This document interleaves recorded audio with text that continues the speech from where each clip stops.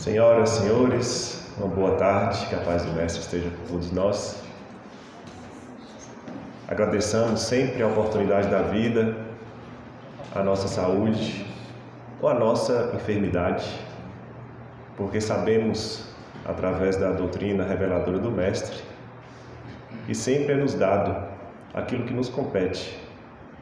E a partir de cada dificuldade que surge em nossas vidas é uma oportunidade para vencermos e sairmos vitoriosos.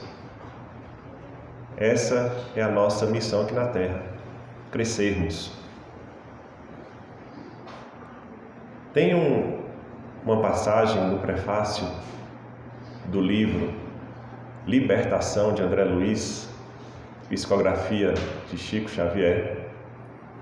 E esse prefácio, Emmanuel, que o assina, nos relata uma história de uma lenda egípcia, em que havia um pequeno lago, e esse lago moravam muitos peixes. Era um lago pequeno, enfeitado com ladrilhos azuis, e lá vivia um peixinho vermelho. Os peixes que lá habitavam viviam de forma tranquila, de barriga cheia, sempre alimentação fácil. Eles se refugiavam nas sombras, nas lamas que haviam, ou debaixo das lajes. E lá viviam e refestelavam de maneira tranquila, mas também de maneira preguiçosa. Esse peixinho vermelho, franzino, muito pequeno, ele não conseguia se destacar nessa sociedade, nesse grupo, nesse agrupamento. Por ele ser pequeno, ele não tinha capacidade, muitas vezes, nem de se alimentar, porque os peixes maiores faziam esse papel muito mais habilmente.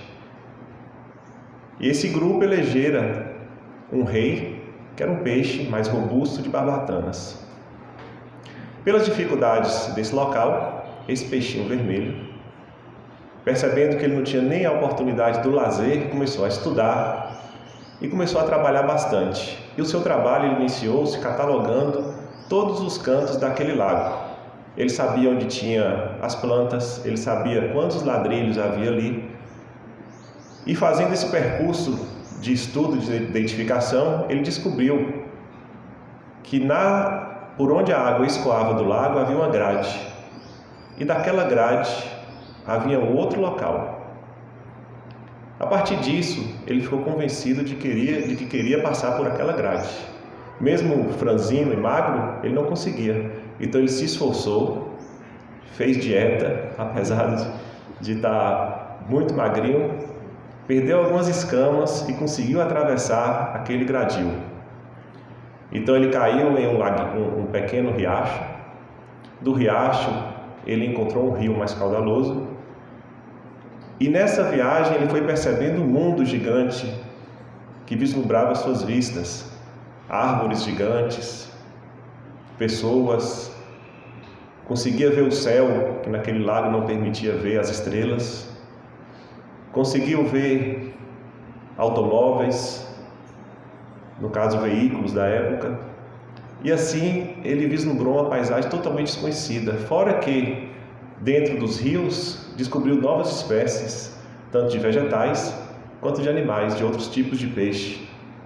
Até que na sua jornada e pela sua simplicidade, ele sempre era instruído por outros peixes, amigos que ele encontrava no caminho, a seguir com cautela, pois lá fora havia muito perigo. Mas ele continuou e foi chegar até o mar. No mar, ele se deparou diante de uma baleia, que ao abrir a bocarra para se alimentar, ele foi sugado pelaquela correnteza e adentrou-se ao interior da baleia. Mas ele não se desesperou, rezou aos deuses, ao Deus do peixe, dos peixes, e de repente a baleia sentiu um mal-estar e cuspiu tudo aquilo que ela acabara de ingerir, ele tendo então a sua liberdade.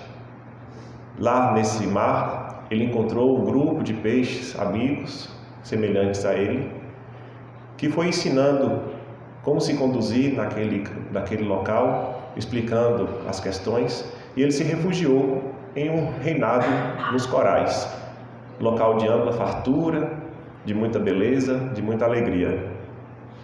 Mas o peixinho vermelho, por ter um coração muito nobre, lembrou-se da sua velha morada e, diante das conversas que ele ouvira dos seus amigos, novos amigos, de que todos os rios, todas as águas desembocavam no mar e que esses aguados, a depender da situação climática, poderia sofrer abalos e desaparecer. Então, preocupado com essa situação, ele se convenceu da necessidade de retornar àquele lago para poder mostrar aos seus conterrâneos o mundo gigante que existia lá fora. Então ele teve a ajuda dos amigos, conseguiu fazer a jornada ao inverso, contra as correntezas, chegou até aquele pequeno riacho que chegava até a grade, e da grade ele conseguiu passar e adentrou aquele lago. No lago, ele, esperançoso de que seria bem recebido pelas boas novas que ele iria levar, muito pelo contrário, foi recebido com tremenda indiferença. Ninguém dera falta dele. Ele então buscou ao rei, o de Barbatanas, para explicar-lhe tudo o que havia descoberto, todas as vivências. Fora falar das estrelas do mar, fora falar das lulas, das arraias, de tantas coisas que vira, dos corais, da imensidão que existia lá fora. O rei, desdenhando de sua fala, chamou toda a comunidade e pediu para que ele narrasse esses fatos, mas não como forma de elucidar, mas como forma de zombaria, ao ponto dele chegar próximo ao gradil apresentado pelo peixinho vermelho, dizendo em tom irônico: "Veja só se eu tenho como passar nesse gradil, nem minha barbatana passa, você é um mentiroso." Tendo todas as suas tentativas frustradas, o peixinho vermelho baixou a sua cabeça, se retirou e voltou para sua morada anterior, os corais. Passados-se alguns anos, uma tremenda estiagem chegou na região, secou o lago e todos aqueles peixes cederam à secura, à lama. Essa história, pequena história que Emmanuel conta, para fazer a introdução ao livro Libertação, nos mostrando que André Luiz é como se esse peixinho vermelho, que ao adentrar o mundo espiritual, se deslumbrar com as verdades do reino de Deus, ao saber de tantas informações que com certeza absoluta beneficiaria a sociedade, nos retornou ao mundo material em forma da psicografia de Chico Xavier, levantando essas inúmeras obras, que é a sequência de André Luiz, que nos traz inúmeras informações do mundo espiritual. Mas a questão que fica é: como temos recebido essas informações? E fazendo analogia à mensagem das 3 revelações, em que o Mestre Jesus é o principal condutor, é o gestor de todas essas revelações, desde Moisés até o Espiritismo, como nós tratamos todas essas revelações que recebemos desde Moisés? Como nós vivenciamos, como nós interpretamos tudo aquilo, todo esse tesouro que nos foi concedido e continua sendo concedido a todos nós. Se Jesus, como bem sabemos, nos liberta, já ouvimos bastante vezes a frase "Jesus nos salva", já se perguntaram de que Ele nos salva? De que precisamos libertação? 2 sentimentos ou vícios são as principais prisões da sociedade e do indivíduo, que está lá no Evangelho segundo o Espiritismo, está também no Livro dos Espíritos. São as chagas da humanidade: orgulho e egoísmo. Ambos prejudicam imensamente a forma como vivemos, tanto de forma individual nas tomadas de decisão de cada um, como nas formas coletivas. O meio em que vivemos é permeado por orgulho e egoísmo. Essas chagas da humanidade são a base de todos os vícios. Se formos pensar qualquer defeito que possuamos ou que a sociedade possua e formos fazer um estudo um pouco mais apurado, iremos identificar que na base desse mal estará lá ou o egoísmo ou o orgulho e principalmente, muitas vezes, ambos. O egoísmo é filho do próprio orgulho. Esses vícios estão atrelados ao nosso primitivismo, em que ainda estamos mais próximos dos instintos do que da sabedoria celestial. Sabemos da importância dos instintos da sobrevivência dos seres. Se olharmos para os animais, sabemos que o instinto salva. Eles sabem a hora de procurar o alimento, sabem a hora de fugir do perigo. Entretanto, foi-se o tempo em que esses instintos serviam à nossa necessidade da evolução. Claro, ainda temos o instinto de conservação, o instinto de alimentação, todas essas questões voltadas para a questão material, para a nossa sobrevivência. Mas precisamos então abandonar os aspectos negativos de que os sentimentos prosseguiram a partir desses instintos, que são o egoísmo e o orgulho. Para poder exemplificar de uma maneira clara a repercussão que o orgulho e que o egoísmo pode nos trazer, venho relembrar a história de há 2000 anos. Fazendo parêntese, as obras de Emmanuel históricas, que são há 2000 anos, 50 anos depois, Ave Cristo e Renúncia, são obras que todos nós deveríamos ler, reler, estudar, comentar. Porque elas tratam de personagens reais, vivendo situações de extrema dificuldade, em que a gente consegue perceber situações de orgulho e de egoísmo, mas por outro lado de superação, através da vivência cristã em que nossos personagens se defrontam. Mas nesse livro em especial, há 2000 anos, temos na figura de Públio Lentulus, que no caso é Emmanuel, narrando a sua própria história há 2000 anos atrás, uma figura extremamente orgulhosa, extremamente vaidosa. Não quero aqui dizer a história por completo, nem tampouco revelar muitos detalhes, mas fixar em alguns pontos para que a gente possa utilizá-los como reflexão da tarde. Porque o importante mesmo é que cada um tenha a obra, o acesso à obra, faça a leitura, o estudo. Mas Públio Lentulus é um senador romano, e ele extremamente orgulhoso, e lembrando que o povo romano por si só já era um povo orgulhoso, era um povo dominador.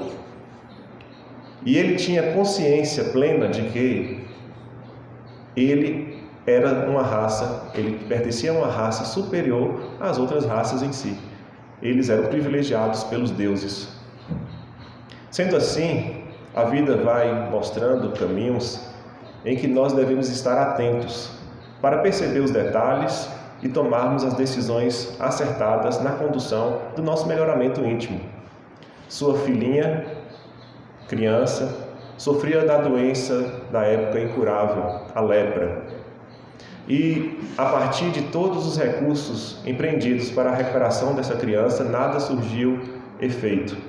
Então ele ouviu um conselho do seu amigo, Flamínio Severus, que era outro senador romano, para que ele fosse para as Gálias, onde lá a filha, em contato com novos climas, novas temperaturas, novos ambientes, pudesse se recuperar.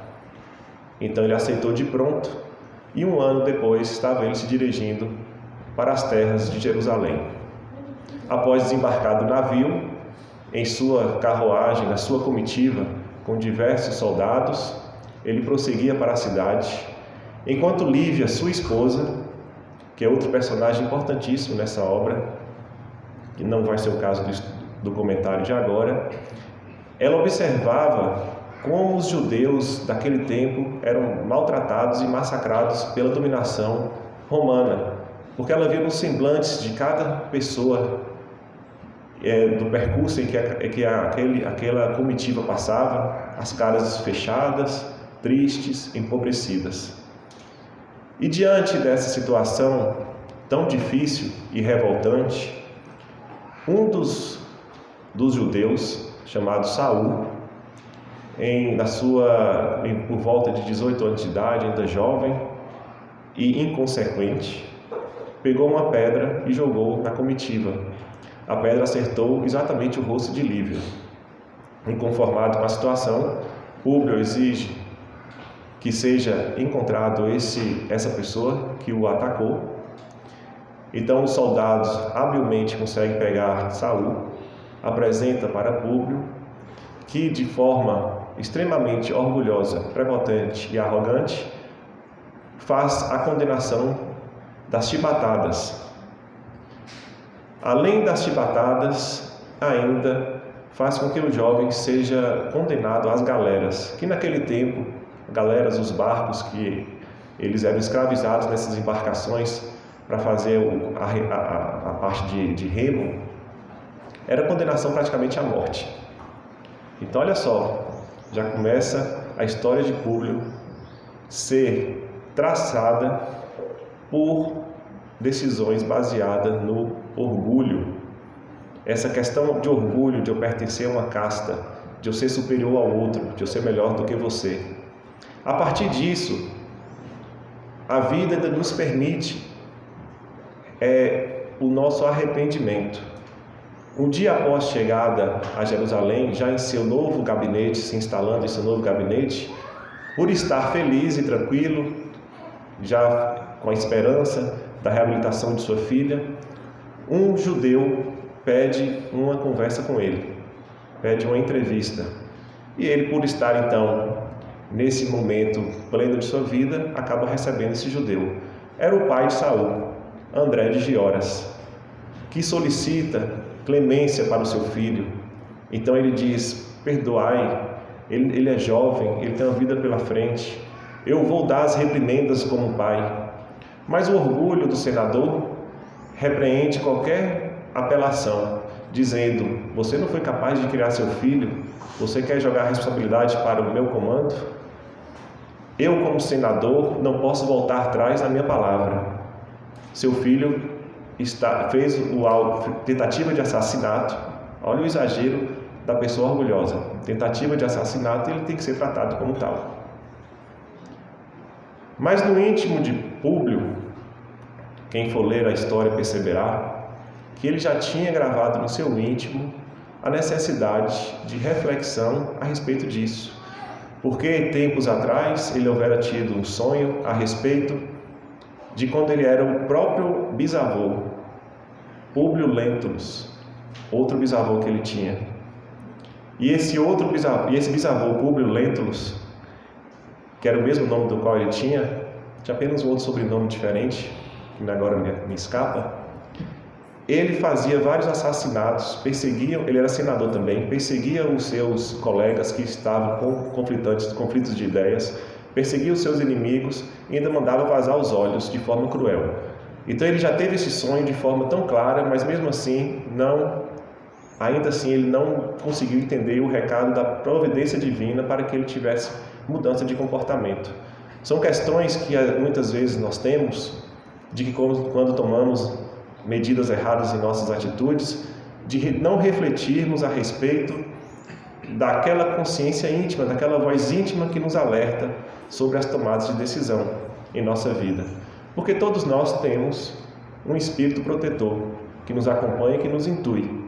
Mas é preciso que tenhamos sabedoria, reflexão e parar um pouco para escutar a voz que vem lá de dentro, de fazer essas reflexões necessárias para que a gente consiga ir tomando os caminhos mais acertados em nossas vidas. Então Públio tomou a segunda decisão orgulhosa dele, que foi a de não soltar o filho de André de Gioras, e a partir daí a história ganha cenas trágicas, que eu não vou revelar, vocês leiam, absurdamente trágicas, que quando vocês tiverem acesso a essa obra, quem já teve, relembrem, quem já leu, relembre a história. Foi por causa das atitudes grosseiras e orgulhosas dele que ele provocou mudanças escabrosas em sua vida. Inclusive, em outras situações mais à frente, o seu orgulho ainda fez com que ele terminasse o seu relacionamento com a esposa amada Lívia, que culpa nenhuma teve nas atitudes do qual ele a acusava. Mas o orgulho também fez com que ele se separasse dela, ocasionando mais outros tantos problemas que aí fica para vocês descobrirem.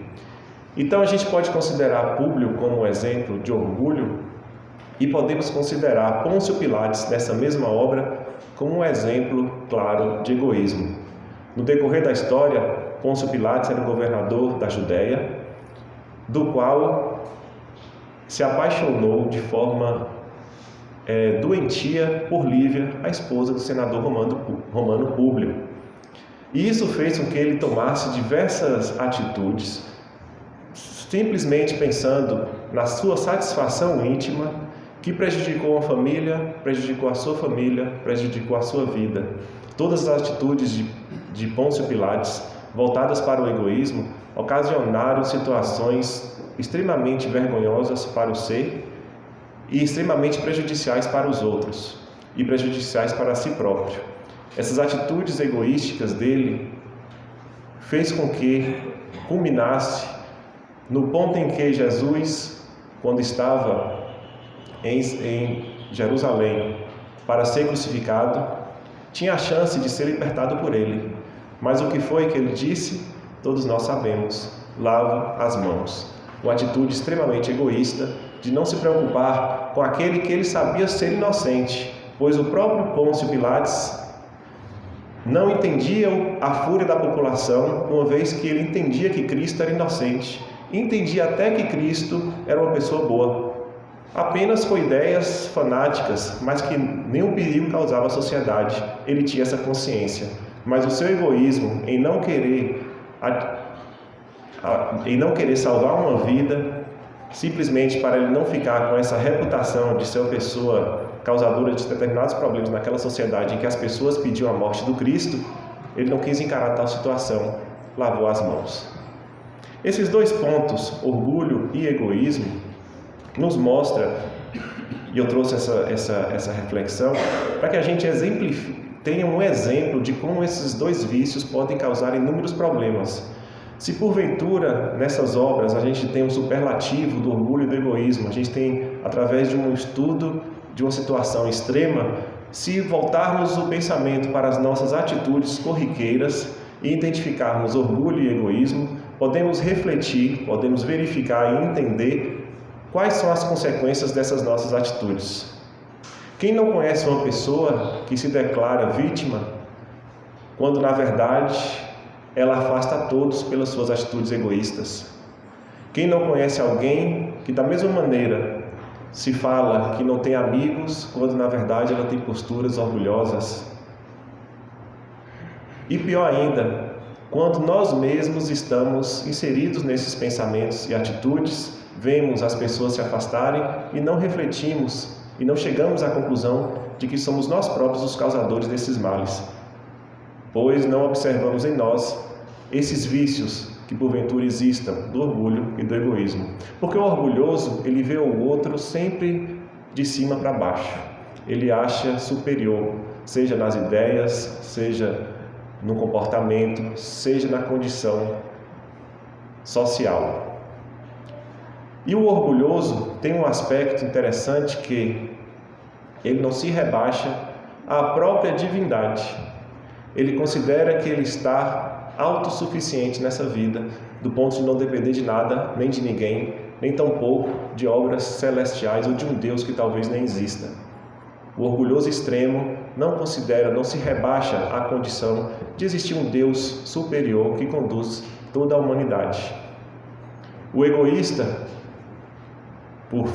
por si só enxerga o seu umbigo, e todas as questões do mundo têm como centro do mundo a sua própria pessoa. É o egocentrismo, é a pessoa que só olha para si.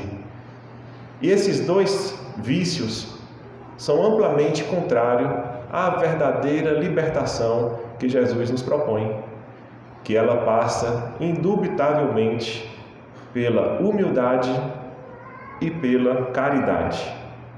A humildade vai ser o extremo oposto do orgulho e a caridade o extremo oposto do egoísmo. A pessoa humilde, ela consegue então ver no outro um semelhante, um igual. Ela consegue alimentar dentro de si os sentimentos de bondade, como indulgência, de saber que o outro é capaz de errar quanto ela é capaz de errar.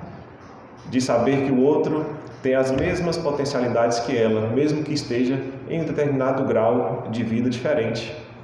E que se porventura ela erra de um jeito diferente do meu, eu não tenho mais aqueles erros, mas eu possuo erros que ela já não possui também. E assim vamos caminhando de mãos dadas com todos. Porque a humildade reconhece um Deus acima de tudo, que conduz toda a humanidade. E é a partir da humildade, que no caso é a primeira bem-aventurança do Sermão do Monte, bem-aventurados os pobres de espíritos, bem-aventurados os humildes, porque eles verão o reino de Deus. Sem a humildade, não temos como entender a Boa Nova, o Evangelho do Cristo, para o seu verdadeiro entendimento. E então, para que nós consigamos auferir as vantagens dessa libertação, é necessário passar pela humildade. Porque como eu vou aceitar uma ideia diferente, uma ideia totalmente voltada para o bem, para o amor ao próximo e ainda para amar aos inimigos, como eu vou aceitar uma ideia dessa sem a humildade? Inclusive no livro, há 2000 anos já citado, Pôncio Pilatos não conseguia entender como que o cristianismo aceitava que servos tinham a mesma condição, irmãos como os seus compatriotas romanos. Isso não entrava na cabeça dele de jeito nenhum. Existia aquele povo era inferior.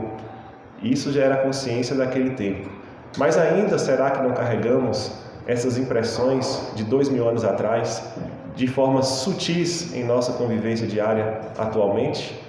A gente tem que refletir, porque o próprio Evangelho nos fala.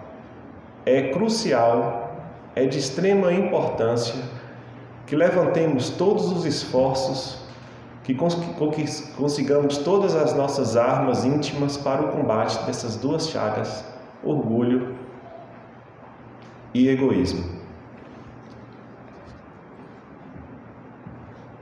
E assim, no capítulo que fala do Evangelho, capítulo 7, que fala bem-aventurados os humildes, ele vai nos dando essa diretriz dessa conquista necessária e importante de buscarmos sempre olhar com humildade para todas as nossas atitudes. A cada passo que dermos, buscarmos a humildade como essa base.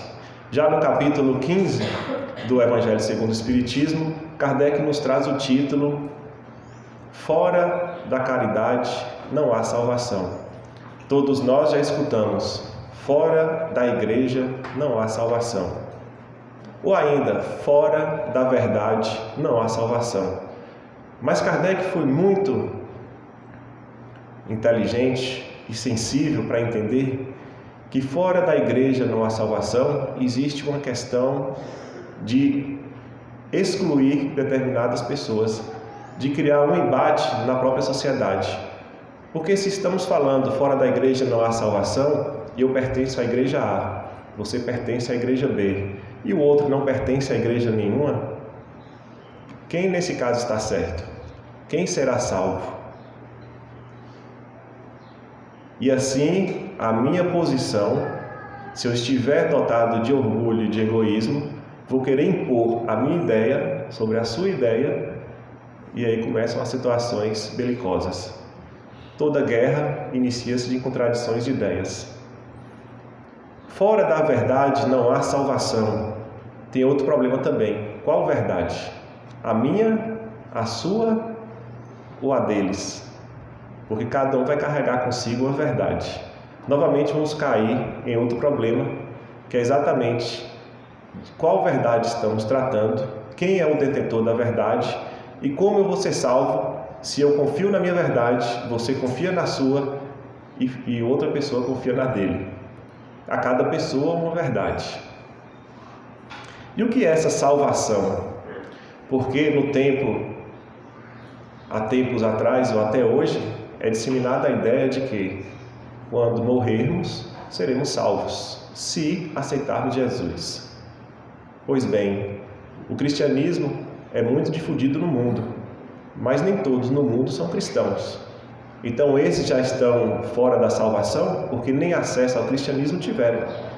Estão fora. É uma primeira questão. Segundo ponto, eu aceito Jesus e você salvo. Não consegue explicar todas as diferenças do mundo, da vida, as diferenças sociais, as diferenças, problemas de saúde, que uns nascem bem, outros nascem em sofrimento, uns passam a vida toda em berço de ouro, tudo facilitado, outros passam a vida toda em dificuldades extremas. Só a reencarnação que o Espiritismo trouxe à luz dessa nova interpretação do que é salvação e do que é verdade, que vem trazer exatamente aquilo que o Evangelho, aquilo que já consta nas Escrituras, porque Jesus em momento algum disse que não existia reencarnação, pelo contrário, se formos estudar os versículos, ele fala de forma até muitas vezes clara que a reencarnação existe. A reencarnação vai então nivelar todos nós, mostrando que hoje eu estou numa condição pobre, amanhã posso estar numa condição de rico e vice-versa. Se hoje eu sou rico, se hoje eu tenho as condições que possuo, isso não é motivo para que eu use do meu orgulho e vaidade e de me considerar superior àquele pobre analfabeto, digamos assim, sem letras, sem conhecimento. Porque a reencarnação nos nivelou, a ponto de que todos nós passamos por todos os aspectos da vida para o aprendizado divino, o aprendizado de luz, que esse sim vai ser os passo a passo que estamos dando para a nossa libertação. E interessante que nesse contraponto, a caridade, que é contraponto ao egoísmo, vamos perceber que não tem como a pessoa, o ser, conseguir ser caridoso e egoísta ao mesmo tempo. No próprio Evangelho diz, segundo o Espiritismo, é como uma pessoa cheia de feridas colocar uma roupa limpa por cima, uma roupa nova e bonita. Porque o íntimo dela está gravado com o egoísmo. Como que ela vai fazer a verdadeira caridade? Entretanto, se estamos num trabalho de combate a essas duas chagas, ninguém vai se livrar da noite para o dia de todos os seus defeitos. É preciso o exercício constante para que a gente consiga assimilar o que é bom e esquecer o que é ruim. Então, se o egoísta está querendo se livrar do egoísmo, sendo caridoso, a cada instante que ele fizer esse exercício, esse esforço, ele vai fazer um combate íntimo entre o que ele está fazendo de bem para com os outros e se ele está buscando reconhecimento ou não naquela atitude. Então, a partir do momento que ele for descobrindo que fazer o bem é bom, inclusive para ele próprio, ele vai sentindo essa força positiva desse ato benéfico e vai se transformando intimamente. Então, a gente já coloca um componente aqui. Para essas mudanças, para que a gente consiga vencer orgulho e egoísmo, sempre é preciso ação. Porque toda virtude, todo bem é sempre ação. Não existe bem na inação. Você não pode ser considerado bem por não fazer o mal, porque o bem que você deixa de fazer já é um mal. Se eu cruzar os braços, não faço mal a ninguém, eu sou uma pessoa boa? Não. Você está perdendo a sua capacidade, você está desperdiçando a capacidade que Deus deu a você de fazer o bem, a energia que consta do seu organismo, da sua vitalidade, inclusive mental, inclusive espiritual. Toda essa vitalidade foi feita para a transformação do outro. Nós existimos para servir em todos os aspectos da vida. Desde a amamentação da mãe para o seu filho, ela está servindo. Desde o momento em que estamos nas nossas atividades laborais, estamos servindo, mesmo que a troco do nosso sustento. Mas todas essas possibilidades são chances da gente fazer o bem. No livro O Evangelho tem um capítulo sede perfeitos, e tem uma passagem, o homem de bem. E lá diz, o homem de bem, quando está em condição de patrão, faz de tudo para ser justo e para fornecer as possibilidades para que aquele seu funcionário se desenvolva de maneira justa e adequada. Mas quando ele está em condição de funcionário, ele executa todas as suas funções de maneira plena, de maneira feliz, fazendo o comportamento necessário para que a função se desempenhe da melhor maneira possível. Então, em cada função, vamos executando aquilo que nos cabe, seja na função de patrão, de empregado. Isso, quando eu estou dando esse exemplo, está lá o homem de bem. Esse homem de bem deve agir dessa maneira correta, sempre seguindo os preceitos do Evangelho. E quando fala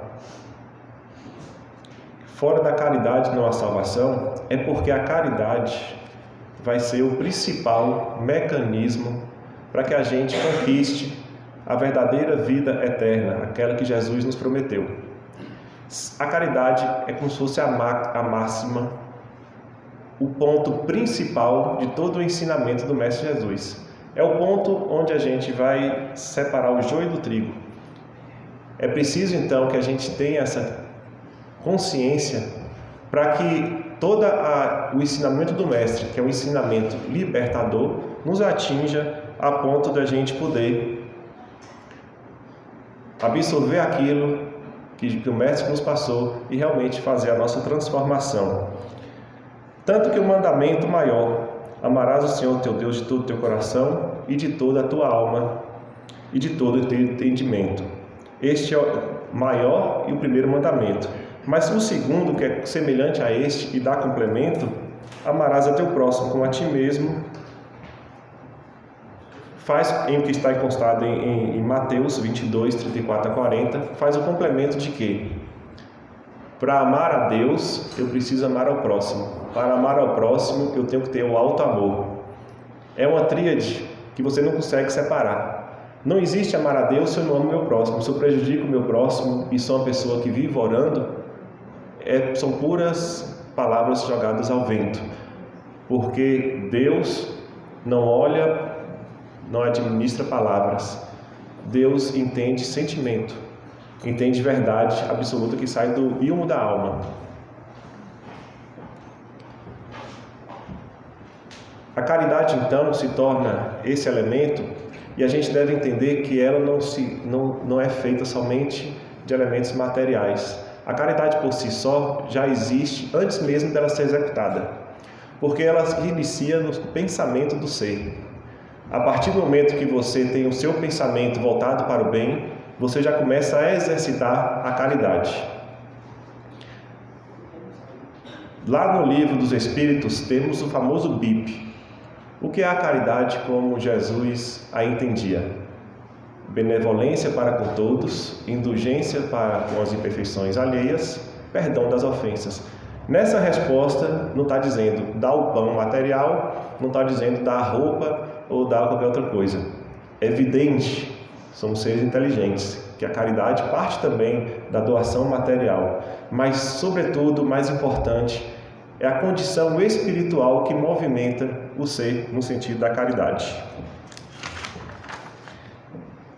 E Jesus disse ainda, nessa caminhada que a gente busca descobrir a questão dessa libertação, conhecereis a verdade e a verdade vos libertará. Qual verdade Jesus se referia? E aí tem um texto aqui que eu peço licença para vocês para ler, que é bem curto, que é do livro Fonte Viva, de Emmanuel também. Vou fazer um parênteses, outro parênteses, que é bem importante. Nós, da língua portuguesa, temos acesso a uma vasta obra de Chico Xavier, de Divaldo Franco e outros tantos médiuns que nos trazem informações preciosas a respeito da espiritualidade, a respeito das interpretações do Evangelho. E essas obras, por ter sido escritas em português, nos dá o verdadeiro sentido da qual o pensamento do Espírito quis passar, diferentemente de obras traduzidas para outras línguas, ou de repente uma obra que está em inglês eu faço a tradução para português. Por quê? Nessa tradução, alguns pontos podem se perder. É diferente. Por mais que você traduza, algumas coisas podem se perder. Tanto que a gente tem hoje, até hoje, várias interpretações da Bíblia, porque ela foi do hebraico, os apóstolos escreveram em grego, de repente as pessoas pegam as traduções em grego, que não remete 100% àquela palavra que era em hebraico, e fica com certas distorções.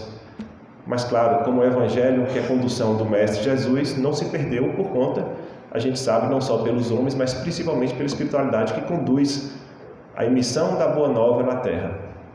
Mas a gente tem esse cabedal de informação e Emmanuel traz diversas interpretações de diversos versículos, passagens do Evangelho, ou das cartas de Paulo, ou dos Evangelhos de Marcos, João, Lucas e Mateus. Então a gente tem uma fonte inesgotável de estudo. Lembrando que Ângelo nos convidou ao NEP, se a gente perceber de quanto se pode extrair de um versículo, a gente vai ficar impressionados o quanto a gente consegue abstrair e tirar várias informações que, principalmente, quando a gente aplica para o nosso dia a dia, se tornam verdadeiros tesouros. E aqui nessa parte a respeito da verdade, ele faz uma discussão simples a respeito do que é essa verdade. E o título é Ante a Luz da Verdade. Ele discute o versículo Conhecereis a verdade vos libertará, que foi de João, do capítulo 8, versículo 32. A palavra do Mestre é clara e segura, não seremos libertados pelos aspectos da verdade, ou pelas verdades provisórias de que sejamos detentores no círculo das afirmações apaixonadas que nos inclinemos. Então a gente defende com paixão aquilo que a gente acredita, como se fosse a verdade absoluta. Muitos em política, filosofia, ciência e religião se afeiçoam a certos ângulos da verdade e transformam a própria vida numa trincheira de luta desesperada, a pretexto de defendê-la quando não passam de prisioneiros do ponto de vista. Olha que interessante. Muitas vezes a gente acredita tanto numa verdade absoluta que a gente conduz toda a nossa vida diante daquela verdade. Ela não é absoluta. E a gente fica preso àquilo, porque surgem situações para a gente fazer diferente, mas a gente acreditou tanto naquilo que a gente prega, que a gente acaba não fazendo diferente, mantendo-se no erro, mantendo-se naquela condução, por acreditar naquilo que não necessariamente é a verdade. É a metade de uma verdade, é um terço de uma verdade. Muitos aceitam a verdade, estendem-lhe as lições, advogam-lhe a causa e proclamam-lhe os méritos. Entretanto, a verdade libertadora é aquela que conhecemos na atividade incessante do eterno bem. Vou repetir para que a gente fixe. A verdade libertadora é aquela que conhecemos na atividade incessante do eterno bem. Então, quando estamos fazendo bem, se estamos fazendo bem, podemos ter a segurança de que isso é uma verdade. Penetrá-la é compreender as obrigações que nos competem. Discerni-la é renovar o próprio entendimento e converter a existência no campo de responsabilidade para com o melhor. Só existe verdadeira liberdade na submissão ao dever fielmente cumprido. Conhecer, portanto, a verdade é perceber o sentido da vida. E perceber o sentido da vida é crescer em serviço e burilamento constantes. Observa, deste modo, a tua posição diante da luz. Quem apenas vislumbra a glória ofuscante da realidade, fala muito e age pouco. Quem, todavia, lhe penetra a grandeza indefinível, age mais e fala menos. Estamos agindo ou estamos falando? É outro ponto de reflexão. E um ponto também interessante nessa frase, que se diz, conhecer a verdade vos libertará. E conhecer, o que é conhecer? Tomar nota?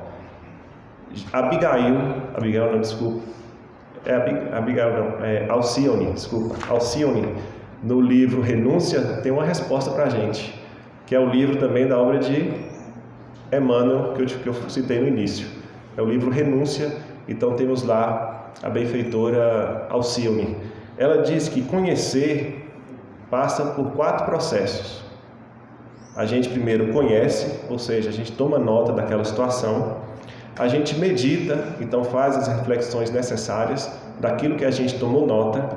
A gente passa a sentir, Interiorizando isso, a gente passa a sentir as vibrações que estão em torno daquele conhecimento que a gente acabou de refletir. E por fim, e o principal, a gente vivencia, a gente exemplifica, a gente age. Então, novamente, se não tiver ação, não tem evolução, não tem benefício, a gente vai ficar estagnado. E quando chegou-se à beira do sacrifício que o mestre iria promover, que ele seria crucificado no dia anterior, ele nas suas falas finais, não se turbe vosso coração, falando da casa do meu pai tem muitas moradas, chegou um ponto que Tomé perguntou ao mestre: nós não sabemos para onde vais, e como podemos saber o caminho? A pergunta, Tomé já estava com o mestre há muito tempo, 3 anos de pregação, ainda não tinha entendido a essencialidade dos ensinamentos cristãos. Isso é importante a gente observar, que muitas vezes a gente pega a mensagem do Cristo, ela passa pelos nossos olhos, pelos nossos ouvidos, mas daqui elas refletem para fora, quando na verdade elas devem refletir para dentro. Essa tomada de consciência que exatamente vai fazer com que a gente se aproprie desse conhecer, que no caso é o conhecer, meditar, sentir e viver, para que a gente promova as mudanças internas e necessárias, urgentes, que a gente tem que aproveitar com essa mensagem do Mestre, esse tesouro que ele nos deu. Então o Mestre disse: eu sou o caminho, a verdade e a vida. Está constando, essa passagem consta em João 14,6. Jesus é o caminho. Ele já percorreu esse caminho. Ele já sabe que caminho a seguir.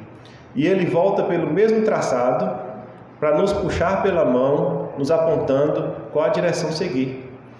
É o caminho, quando Jesus fala, eu sou o caminho, porque ele já, com toda a sua maturidade, toda a sua evolução, toda a sua perfeição, ele já sabe por onde passar. Mas nós somos renitentes e nós fazemos o quê? Jesus nos apresenta o caminho está ali. Ah, mas tem aquela ladeira para subir, porque de certa forma vamos fazer o caminho a pé. Lembre-se, todos nós devemos fazer o esforço para percorrer esse caminho. O caminho não vai vir de graça, a gente não vai sentar numa carruagem e seguir o caminho só contemplando a paisagem. Vamos ter que percorrer esse caminho. Jesus apresenta o caminho é esse, mas você viu a ladeira, você olha para o lado, tem um caminho asfaltado, cheio de flores e fontes de água, eu vou nesse aqui.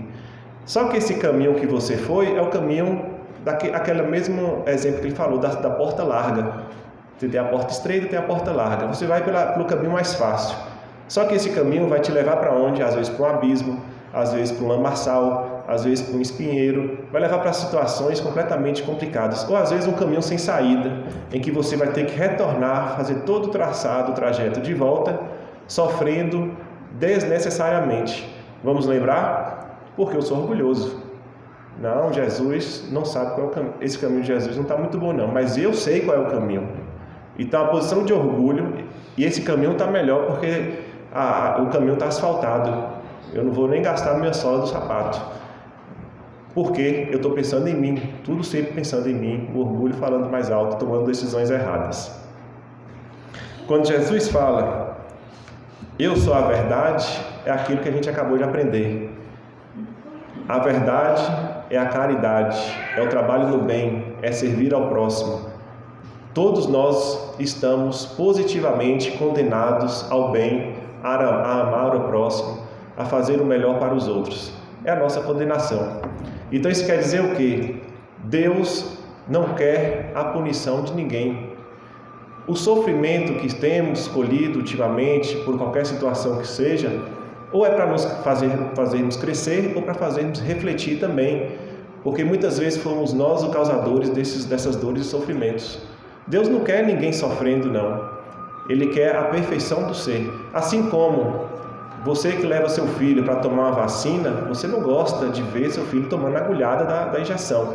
Mas você sabe a importância daquela agulhada, que vai trazer a saúde para a criança. Então você sabe a importância. A mesma coisa Deus olhando para a gente. Talvez todas as dores e sofrimentos que passamos é apenas uma etapa para que a gente cresça, para que a gente se desenvolva. Deus quer o bem do ser. E é essa mensagem da verdade que Jesus nos trouxe e que verdadeiramente nos liberta se nós estivermos propensos a aceitá-la, vencendo o quê? Orgulho e vencendo o egoísmo. Tudo isso para nos levar à verdadeira vida, que é a vida espiritual, é a vida de bonança, é a promessa, é a terra prometida que os judeus procuravam, que não é um lugar circunscrito, mas é um estágio de consciência. A pessoa adquire a plenitude, a pessoa adquire o respeito ao próximo, adquire o bem, se tira de todas as suas prisões, os vícios, o orgulho, o egoísmo, os pecados. Pecados é errar o caminho, ele volta para o caminho correto.